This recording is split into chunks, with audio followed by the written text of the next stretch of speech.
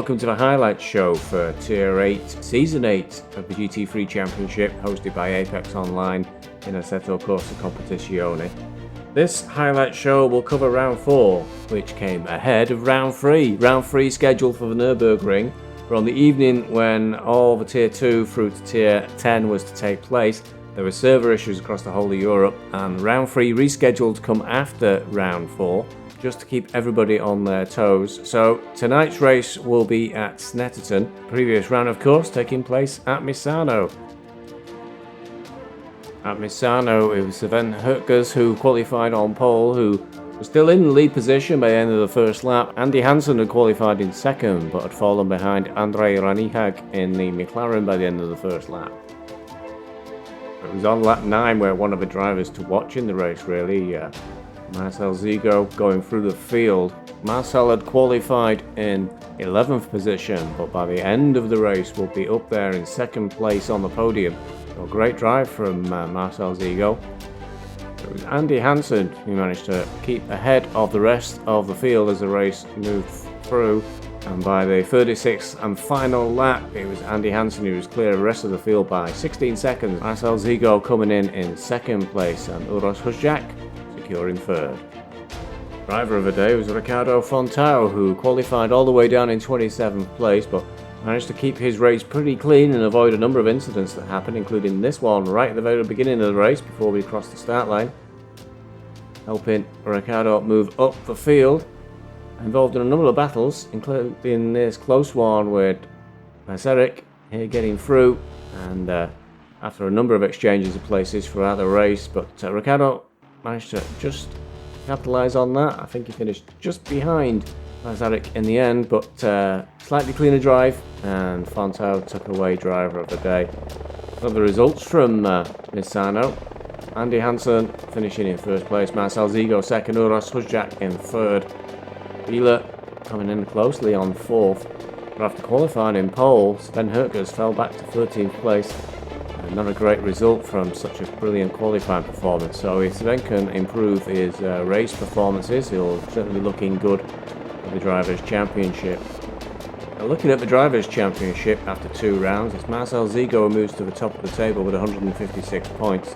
Only 2 points behind him, it's Pius Biela with 154 points. Daniel Direct is in third, but Daniel's been moved to a much higher tier after he completely dominated the field in the first round at Kyalami.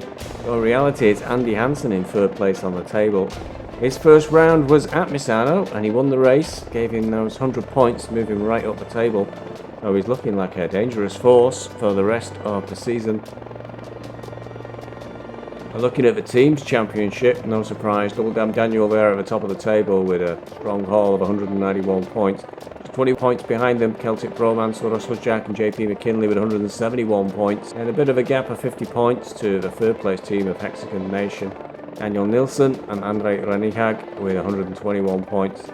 Just 30 points behind them, it's BeesWax Racing, Danny Martinez and myself, Steve Bezic, closely followed by Crazy Fly Racing Team, Dmitry Ogronodikov and Dmitry Polyakov. No Name, Mamoduke and Lord Nem are in 6th. Eurocaf Club, Xander Van Dijk and Ibrahim El Magroub are in 7th place. And rounding out the field in 8th, it's Ardwen Racing Team.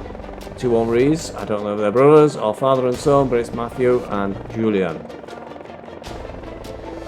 Moving on to conditions for Snetterton, it's fair weather. It's a lovely warm day, 20 degrees air temperature, track temperature at 26, no rain forecast, so should be a clean race. Let's have a look at the results from qualifying in these fair conditions. Qualifying on pole with a time of 1:46.818, Calvin De Souza leads the way. Alongside him it's Daniel Petrov of Double Damn Daniel. On row 2 in third place it's Xander Van Dijk of Eurocaf Club alongside last week's winner at Misano, Andy Hansen. Row 3 in 5th place is Daniel Nilsson alongside Marcel Zigo. Zigo, another good finisher last week at Misano. How's he going to do this week at Snetterton? On row 4 in 7th place, it's Pius Biela alongside Nikolai Koenig. Starting from row 5 in P9, it's Carlos Alvarez alongside Ibrahim El Magroub. On row 6, starting in P11, It's Uros Huzjak of Celtic Romance alongside Matthew Henry of Ardwin Racing Team. Row 7, Andrei Ranihag of Hexagon Nation alongside Danny Martinez of BeesWax Racing. Row 8, starting from P15, Janis Ruska alongside Nicholas Aristanori.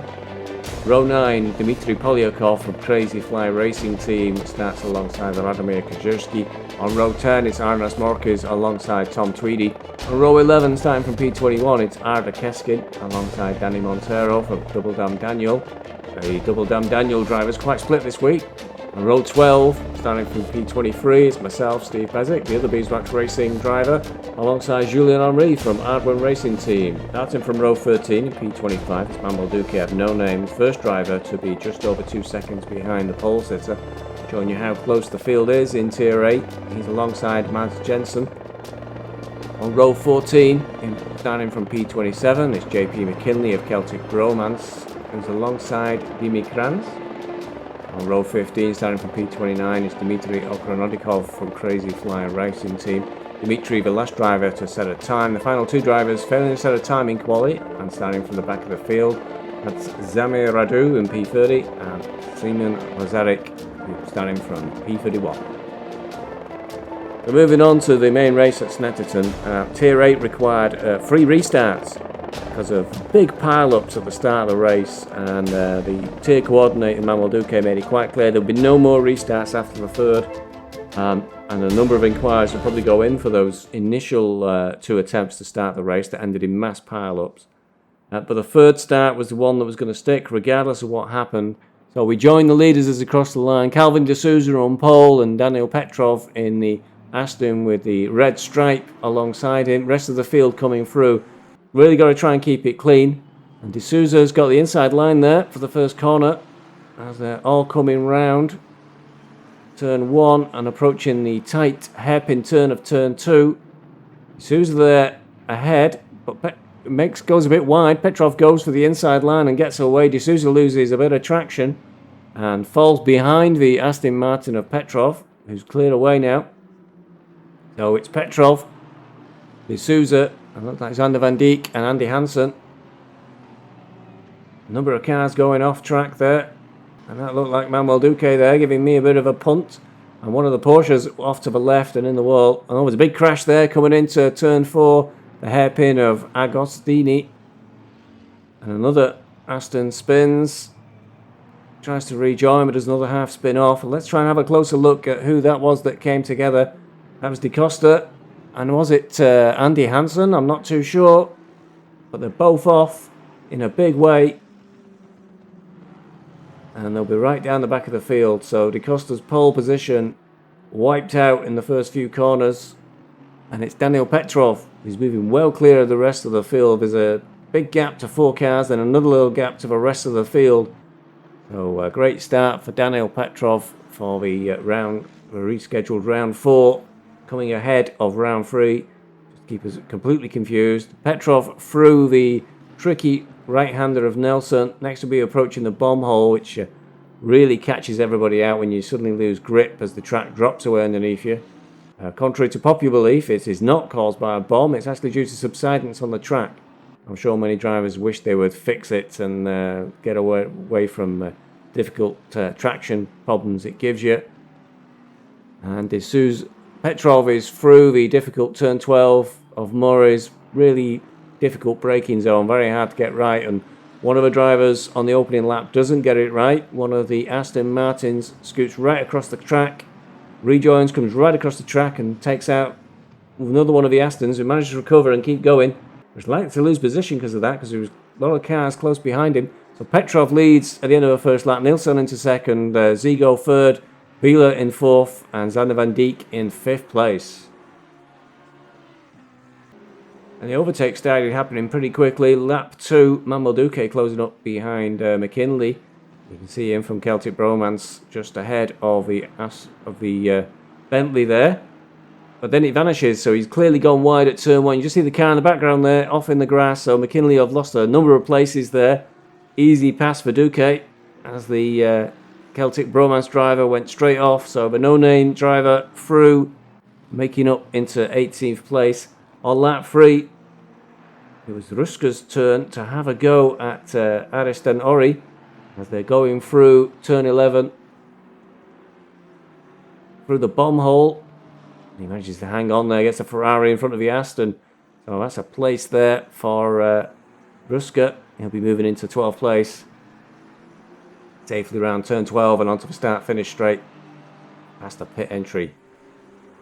In lap 4, it's Ibrahim Madoub being attacked by Uros Huzjak in both McLarens here. Uros in the bright blue one, behind the colourful one of Ibrahim El Madoub. It looks like Uros got the inside line there. Easy pass, but then he slid straight off the track on his own. So Ibrahim will retain that position as Uros goes right off into the grass. It'll take him a while to get back on track. They'll have lost a number of places with that one, and it looks self-inflicted as well. On lap 5, it's Nicola Koenig. I think was in the wars a little bit, we saw on the opening lap, and it's Calvin de Souza. So these two were in the wars because we saw Calvin going way off track. He's trying desperately, I think, to get his positions back. So these guys, long way down. Koenig in P18, so de Souza will take that position away from him. Koenig down to P19, de Souza into P18, but de Souza should have been a long way off out the front. He'll be disappointed with that start he had. On lap 6, the Mercedes of Andre Morkis coming out of turn 7 and onto the back straight. Catches the grass, and that'll really lose him momentum, and Duque won't need asking twice. He'll be straight down the outside of the Bentley straight and is ahead long before the end of the straight. Will be well ahead of the Mercedes as they go into turn 8. So Duque cutting through the field at the expense of Maidors. Oh, I did say I wouldn't mention that too much, didn't I? But we're on lap 7 with Danny Martinez, and it's a reference to Carlos Alvarez, but you need to just catch the car just ahead of a shot there. It's gone very wide. You can see it catching the grass there as they go through turn 11 and through the tight left-hander of turn 12 onto the start-finish race. And Danny Martinez makes this position up as Alvarez is all over the place on the grass, completely off the track, and you see him going back onto the grass again there, trying to recover. So Alvarez dropping right down the field with that mistake. On lap 9 with Tom Tweedy in the Porsche. I think there was a Porsche that we saw going off at the start of the race. That car is looking very beat up and battered, and Tweedy's down in 22nd place. Got Kranz coming at him at the Mercedes. Mercedes much higher speed there on the back straight through on the Porsche before they reach the end of the straight through turn 8 and turn 9. Putting the Porsche well behind him. So a good pass by Kranz there.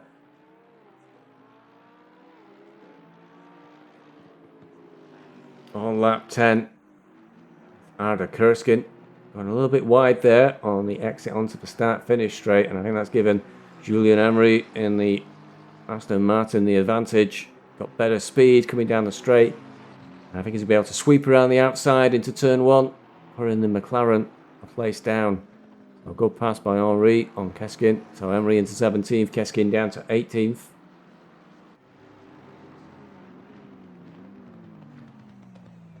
At lap 12, it's Keskin again, this time with Dmitry Polyakov. Dimitri's gone wide, you just saw it in front there, right off on into the grass, so Keskin getting a place back this time. He'll be happy about that. Presumably Keskin's been in the pits at this point because he's down in 26th place. But an easy pass there as Polyakov made a terrible mistake going into turn 9. A lot of people making that mistake on this track. A lot of difficult corners causing lots of problems. And we're with Xander Van Dijk on lap 14, just coming out of the pits. And just as he's emerging from the pit line, it's Dimi Kranz coming down the start-finish straights. Mercedes v Mercedes, who can get to turn 1 first, but Dimi's carrying too much speed down the pit straight. He's well into turn 1 before Xander Van Dijk can get back up to speed. Kranz will be taking that P11 away for Van Dijk.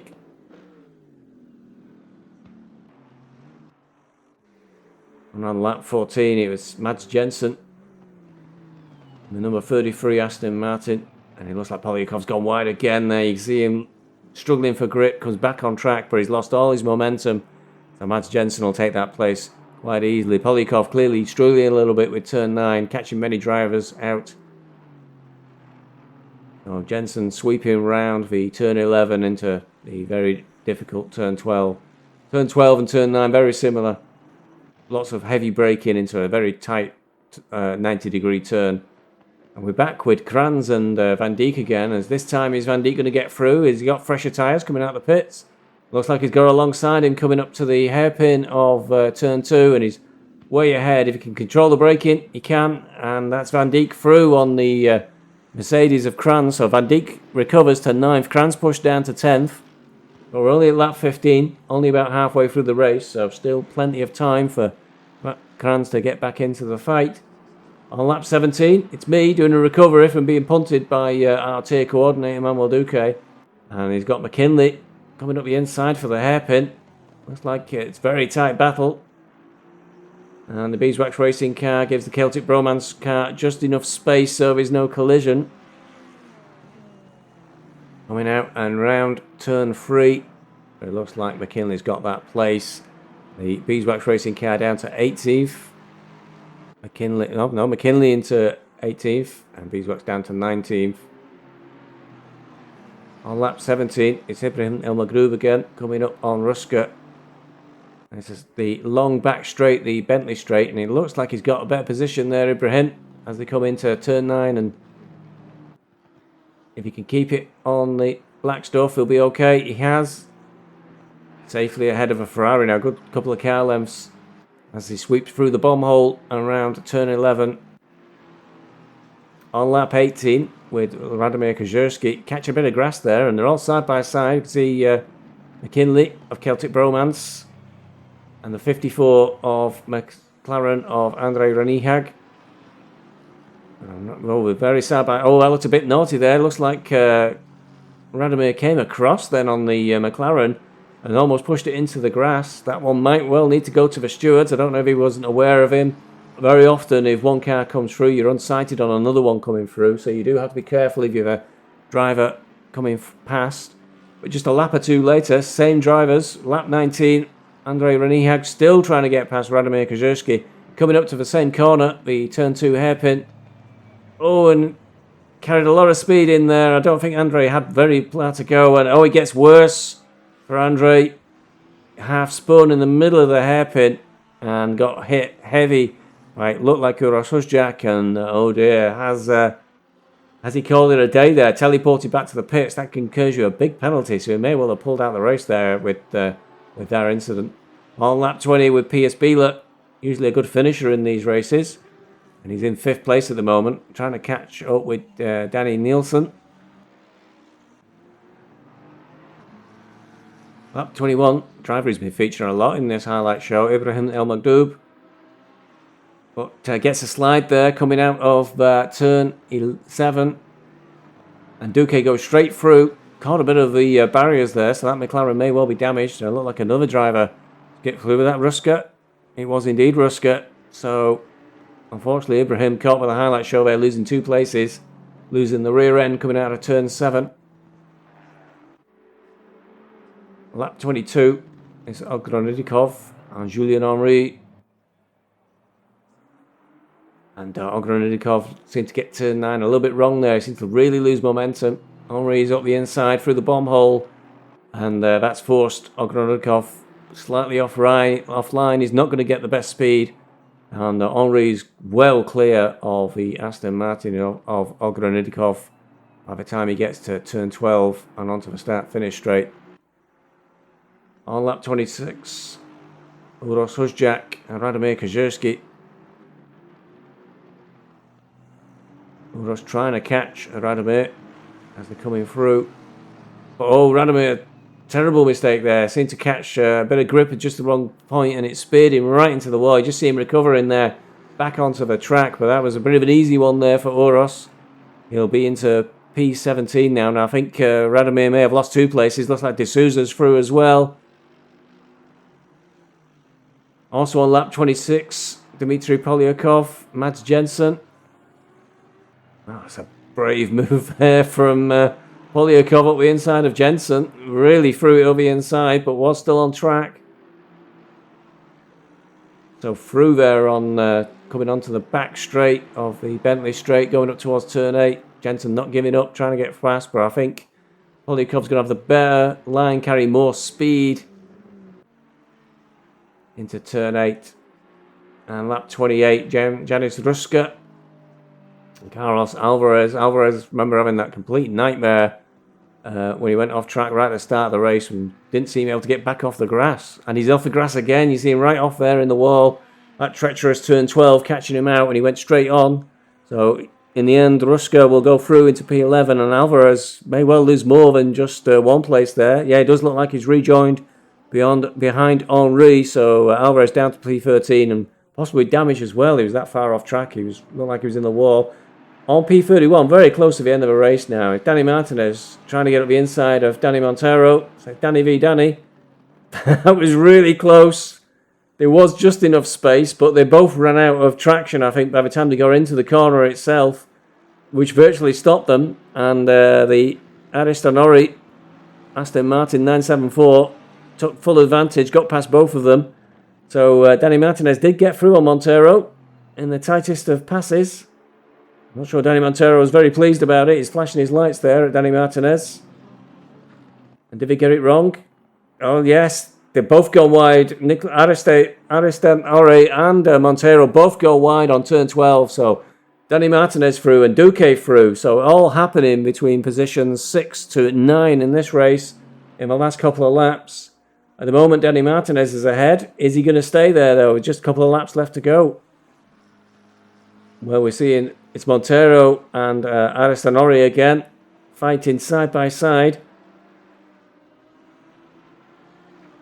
Who's going to get there first? Oh, that's not what you want to see. Montero's rear wheel clipped there by Aristonori.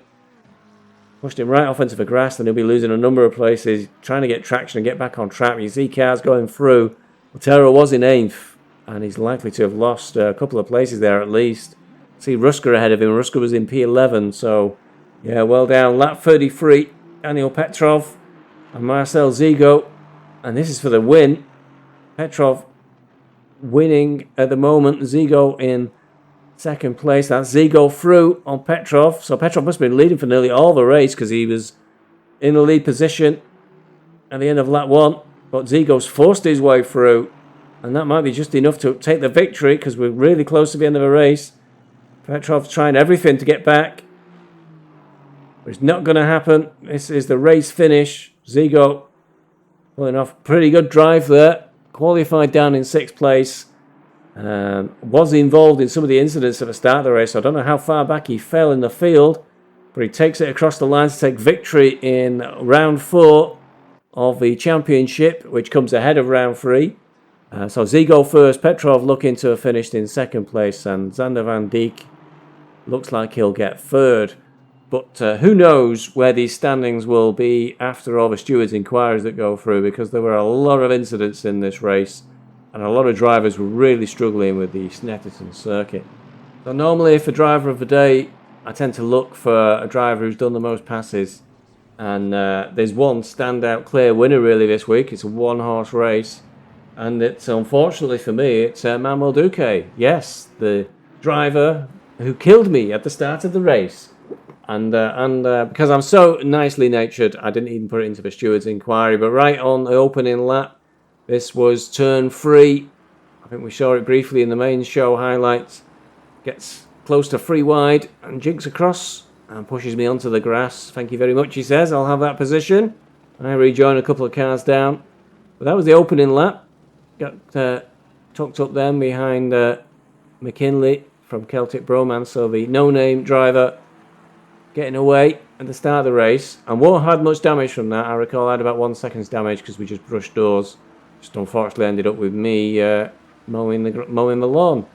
Then there's a bit of a pile up in front as drivers slow down, and that gives Duque the opportunity going over the start-finish straight there to get past another car. Looks like one of the Aston Martins. That Aston tried to carry way too much speed, ended up on the grass going through T1.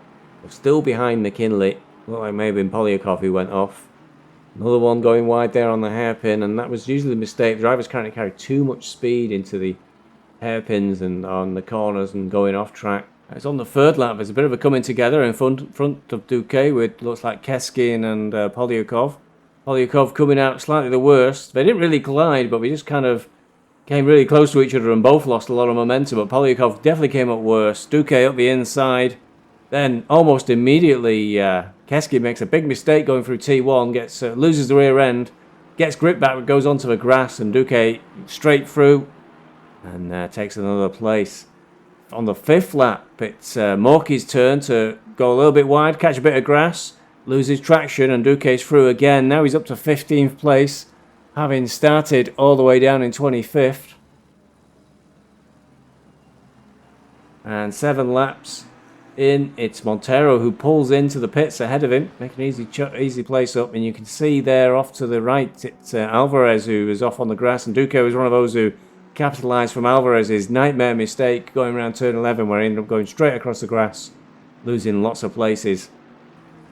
A few laps later, Duque's coming up to the back of Ruska now. Ruska in P12. You see him just slightly lose traction with the Ferrari there. The rear end got a bit loose. That gave Duque a slight speed advantage going down into the hairpin bend. And Uros Husjak there, way off onto the grass. So Duque getting effectively 2 places there.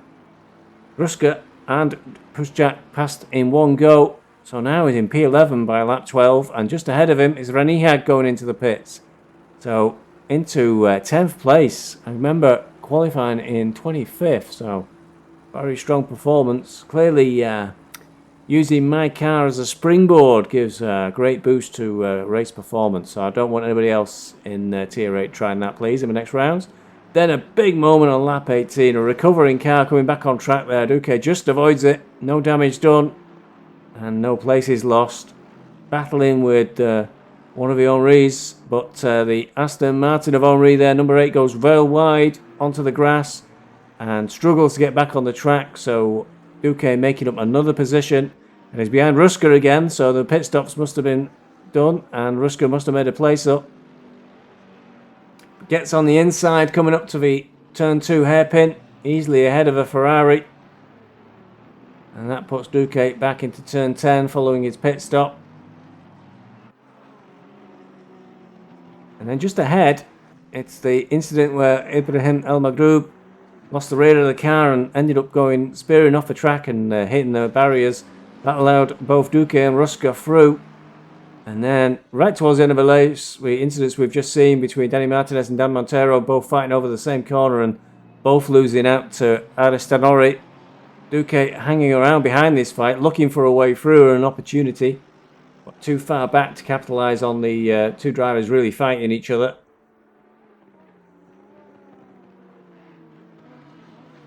But this is the incident where both Aristanori and Montero both go off, opening the door for Duque to go through. So now he's in P7.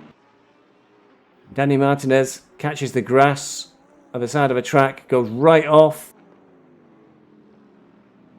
rejoins the track, trying desperately to stay in front of Aristanori, but losing a number of places there, and it gets clogged off just for good measure, trying to defend the return on track. And Duque finished in 6th place, so a tremendous drive, qualifying in 25th, finishing in 6th.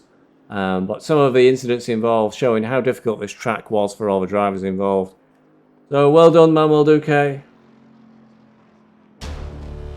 Let's have a look at the official race results from round 4 at Snetterton. Remember, round 3 at Nürburgring to take place after this event, owing to a server outage.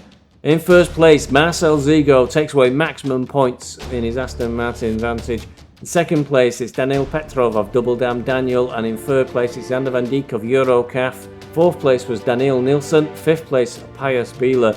And in 6th place, with that impressive drive we've just witnessed, it was Manuel Duque, who came in for no name ahead of the big battle, the 6th to 9th. Nicolas Ariston-Ore came in 7th.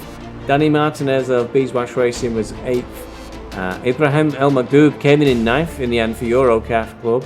And Janis Ruska in 10th. And that means that Danny Montero for Double Dam Daniel ended up in 11th after those incidents. Remember, he was way off on the grass and did lose a couple of places there.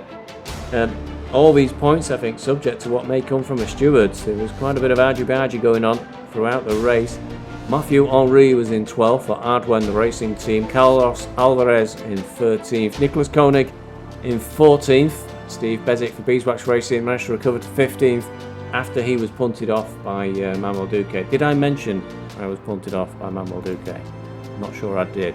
JP McKinley for Celtic Bromance was behind the BeesWax Racing team, which is fantastic, along with Uros Huzjak, also for Celtic Bromance, who was in 17th place. Calvin D'Souza, having qualified on pole, was probably pretty disappointed with the P18, but this track really seemed to kill off a lot of drivers, a lot of incidents up and down the field. Julian Henry for Ardwen Racing Team was in 19th. Radomir Kozierski, who seemed to be a bit in the walls as well, finished P20. Dmitry Ogronodikov for Crazy Fly Racing Team was 21st, followed by his teammate for Crazy Fly in 22nd, Dmitry Polyakov.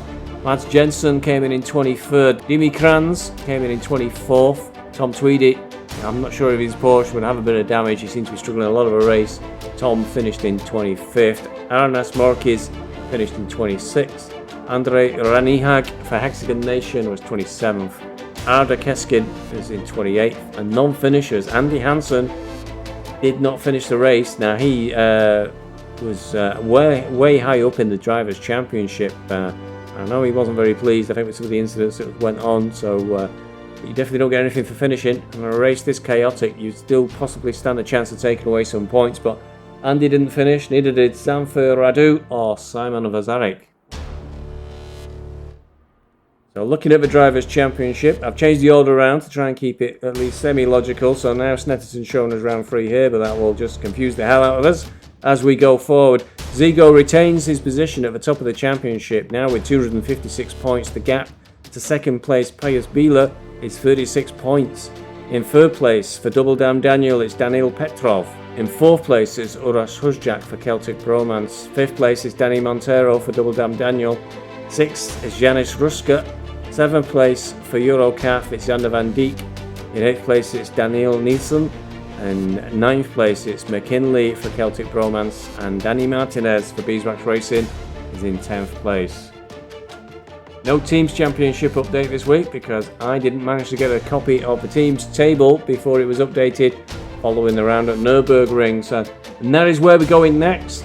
The Nürburgring for a 90-minute race, and it's going to be a tricky one because the weather is very, very changeable. It's highly likely to rain and possibly dry up at some point. So some real strategies to come in place for the Nürburgring. Hopefully you've enjoyed this highlight show, and the driver of the day has gone down well. No competition for him this week. We need more passes.